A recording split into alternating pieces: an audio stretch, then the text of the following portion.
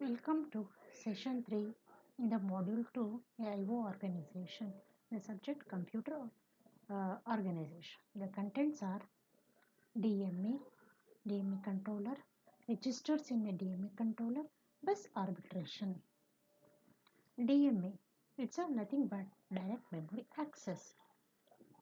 The problem with the polling was the precious time of the processor is wasted there.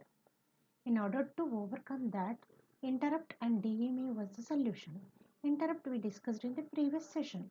DMA, a special control unit may be provided to transfer a block of data, a bunch of data, directly between input output device and the main memory without continuous intervention by the processor. How is that possible? Because processor will assign on behalf of processor, DMA controller will do the supervising of IO devices rather than processor itself supervising and intervening. It will assign a DMA controller. The control unit which performs these transfers is part of IO device interface circuit. This control unit is called as DMA controller. DMA control is a part of the interface circuitry. DMA controller performs functions that would normally carried out by the processor. That's what I told you. It's on behalf of processor. DMA controller look after the transfers between IO device and the memory. For each word, it provides memory address and all control signals. To transfer block of data, it increments the memory addresses and keeps track of the number of transfers. All such supervising task which was done by the processor, it will be done by the DMA controller. You can see here each disk DMA controller or disk controller is there, which is connected to the bus where the IO devices are there. The IO devices are not directly connected to the PCI bus, rather it is connected via the DMA controller. Direct memory access controller can transfer a block of data from external device to the processor without any intervention from the processor. However, the operation of the DMA controller must be under the control of program executed by the processor. Yes, the program is actually executing by the processor, but when there is a bulk of or a huge block of data transfer is there, it will assign the DMA controller to look after.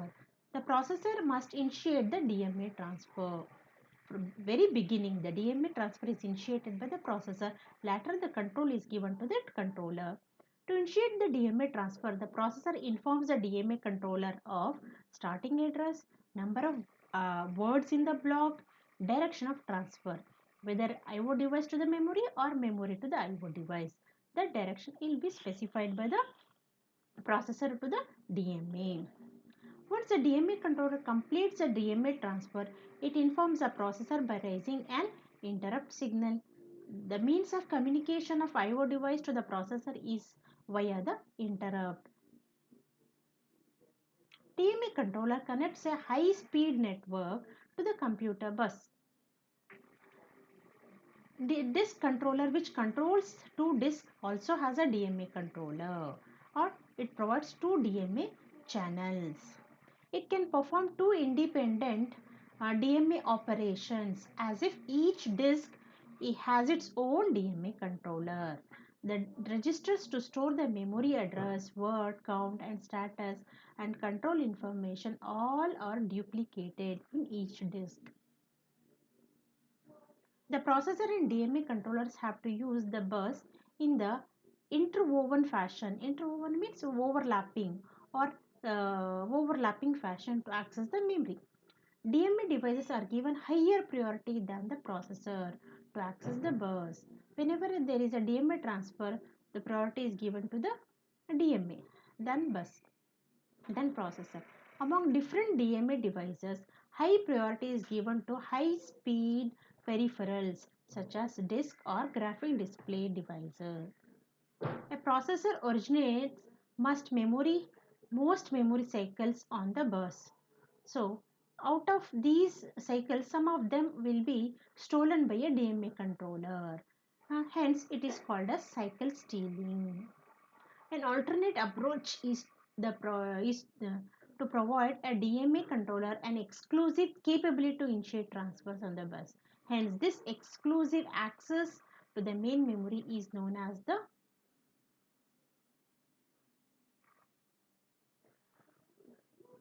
DMA burst mode. DMA controller registers. The DMA interface has three registers, status and control. The first register is to store starting address. The second register is to store the word count. Third register contains the status and the control flags.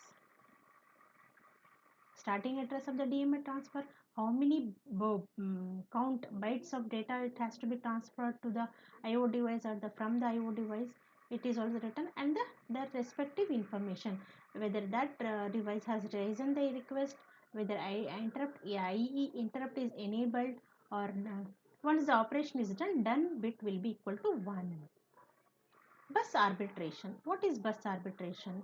Bus arbitration is nothing but who is going to be the bus master, who has a control of the bus, who can initiate the data transfer over the bus.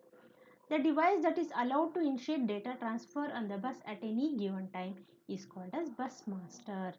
Bus arbitration is the process by which the next device to become the bus master is selected. That means the bus ownership, that means the device which has exclusive access to bus at that instant of time, then after that instant of time the next device will be given the authority to access the bus.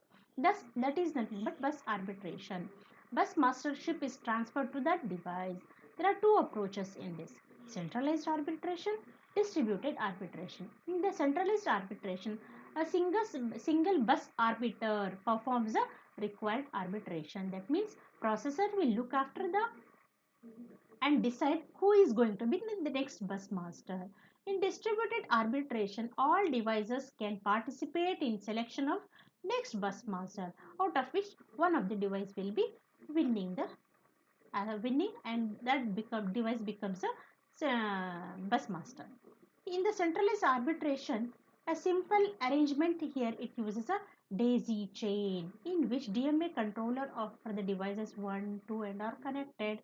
As it keep on sensing the bus BBSY is there, bus busy it senses, and when any of the device has a request, the command line BR bus request, these are all active low signals. DMA controller 2 has a request. In that case, it was sensing bus busy. As soon as the bus busy becomes bus is idle, the bus mastership will be given to the DMA controller 2. Upon the request, a bus grant will be issued by the processor. Bus grant will be issued to the DMA 2. It will be BG1, a bus grant 1. As the DMA controller looks for the bus grant 1, and it will observe that it is not meant for it. It will forward, it will add another code which is meant for the next device. It will forward it to the DMA controller 2 by BG2. You can see that in the waveform, in the timing signal, bus request is raised, which is active low signal. Hence, when it becomes 0, that is active. As soon as bus request is there, bus grant will be issued. A bus grant issued, and that will be transferred. When the device 1, DMA controller 1 sees that it is not meant to that, bus grant 2 will also be initiated by the DMA controller 1. And then the bus busy was there, and then it was using this bus busy was there.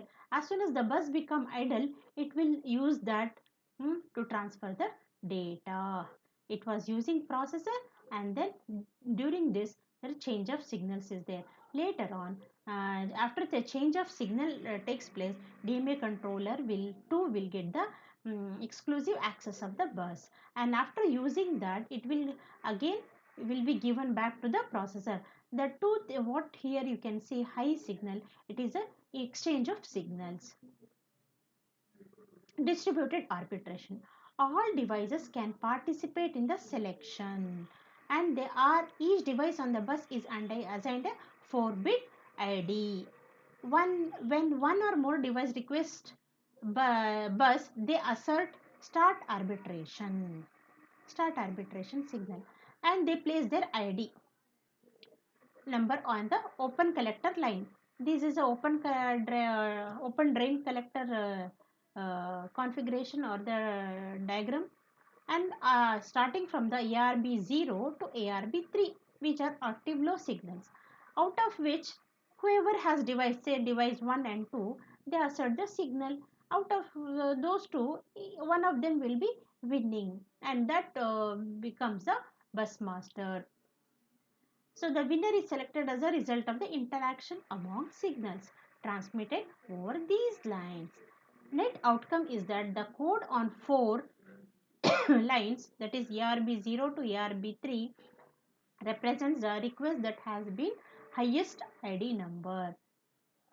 Suppose a device with ID 5 and device with ID 4 is request the bus, then a device with ID 5 will win.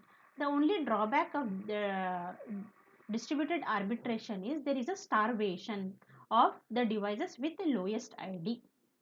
This is the end of the session 3 in the module 2 with the references given here.